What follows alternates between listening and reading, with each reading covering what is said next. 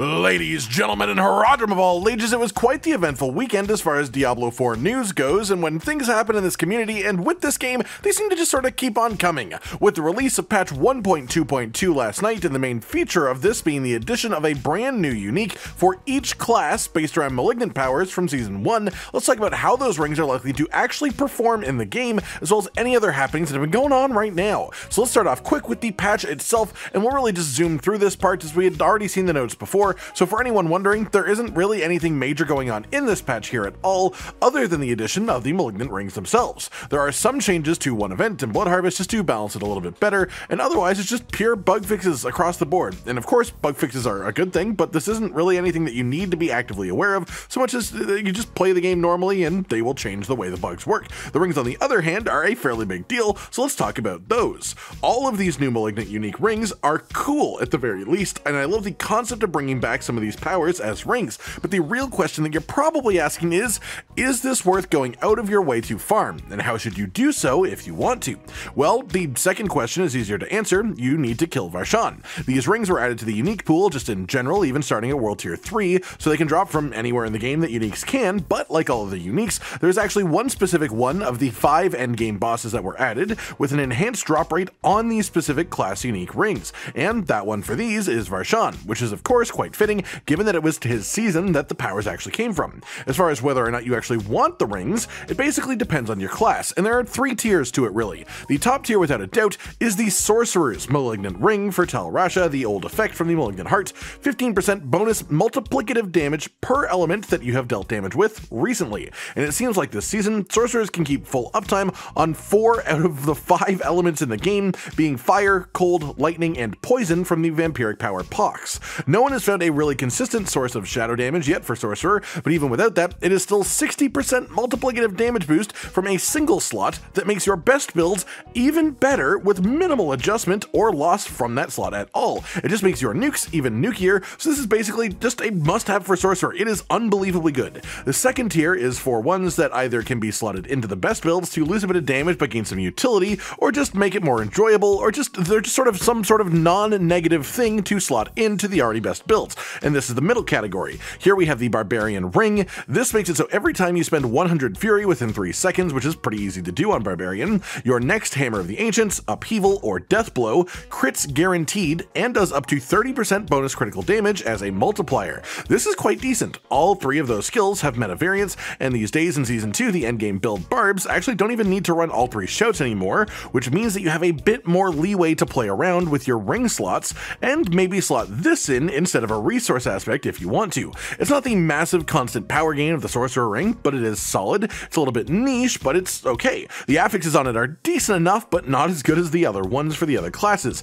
and it will see use in a number of cases for Barbarian, but it definitely will not become just ubiquitous for the class. Then we have the Druid ring, using the inexorable willpower from Season 1, casting an ultimate skill pulls in distant enemies to deal a pop of damage. This repeats 5 seconds later. The damage is increased by 1% for each point of willpower that you have as a character, so you can get the damage pops to actually be pretty solid later in the game. But of course, the main purpose of this is having a way to pull enemies to you on Druid, which is a class that just doesn't otherwise have that ability. This feels weaker than the version of it that was on the Malignant Hearts originally. The pulls happen less frequently and just less overall, but they gave us some damage as a trade-off. Overall, there are absolutely a number of Druid builds that this ring can work in, but a problem that Druid has is that their damage is so highly dependent on certain legendaries and uniques that replacing any one of those slots with a utility ring is a bit of a difficult ask. The easiest one to slot it into is Tornado Wolf for sure, but no matter what, you are actively choosing to lose at least a little bit of your damage ceiling in order to get the pulls if you slot this in. But in any sort of AoE situation, it's absolutely arguably worth it. So that said, there are some builds where this is really worth using. And also the affixes on the ring itself are phenomenal, so that helps it quite a bit. So again, it is solid in the right situation, and in some builds it's definitely worth having, but it's a little bit niche. It's not quite on the Sorcerer ring level where every build all the time will always want this no matter what. The final one in this tier then is the Necromancer ring, Sacrilegious Soul, and this automatically activates equipped corpse skills specifically once every 1 to 16 seconds depending on the skill and the roll that you get as well. This is much less useful than the original Malignant power due both to the longer timer on the corpse tendrils and the fact that it requires the corpse skill to be equipped in order to activate it, but it is still some really nice utility. But like Druid, no matter how you do it, slotting this into a Necromancer build will lose you damage in a trade for utility, so it just is not a pure upgrade, it's just a personal choice option. Then in the final tier at the bottom, we have the new Rogue Ring with the Writhing Band of Trickery. The power that they chose to turn into a unique for Rogue is simply not a very good one. Subterfuge skills leave behind a decoy trap that taunts enemies and then explodes after 3 seconds, but this can only happen once every 12 seconds. This doesn't really increase your damage much, it slows you down in speed clearing because of the way that it works just logically. The only real place that it could help is if the taunt would save your life, but even then, it is far from permanently active, so you can't really just cheese with it as a whole, and even then, the real best build for this is a death trap build. Combo all the traps together so you can reset cooldowns using this as another thing with your key passive, and even then, even there, it isn't really better than just having a different ring that the build would use already. The only real exception that I'd make here is that this effect could come in quite clutch when it comes to the Abattoir of Zir activity being added in December, because the thing is, right now, it is not hard to build yourself to be defensively strong enough to take on the hardest content currently in the game.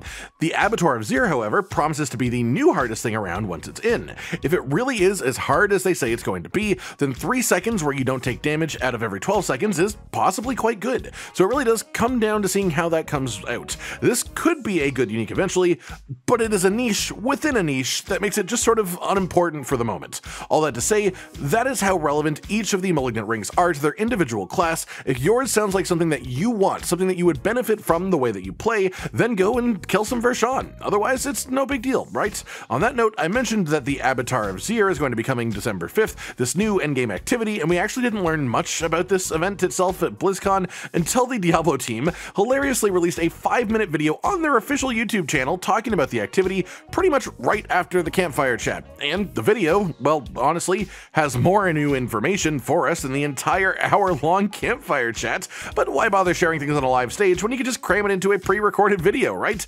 That said, due to the timing, that video seems to have been heavily underwatched compared to most releases from the official account. It was very much overshadowed by the more official news, so I imagine a lot of you actually missed the information inside of it. That said, here's what you may have missed. First things first, what we knew, you have to complete the season journey to unlock the Abattoir of Zir once it comes out. Not as in every single objective of the season journey, but just complete the chapters so that you can get it technically finished. Once you've done that and the patch is hit, you will unlock a recipe to craft a tier 1 sigil for the event, which will cost a fair bit of sigil powder. So you may want to try and stock up on that resource as much as you can before December 5th. Once you have a sigil, you can activate it to create a portal that will go into your dungeon area. This does not work like normal dungeons though. Instead, it will put you in a place, put a 10-minute timer on the screen, and just tell you to kill stuff. If you kill enough things before the timer ends, a boss will spawn. Kill the boss, and the dungeon will be completed. You get the new Paragon Glyph if you don't have it already, and you unlock the crafting recipe for the next tier of the sigil, so that you can progress upwards. Tier 1 of the activity has level 155 enemies within it, so it immediately starts as the equivalent of a tier 101 nightmare dungeon.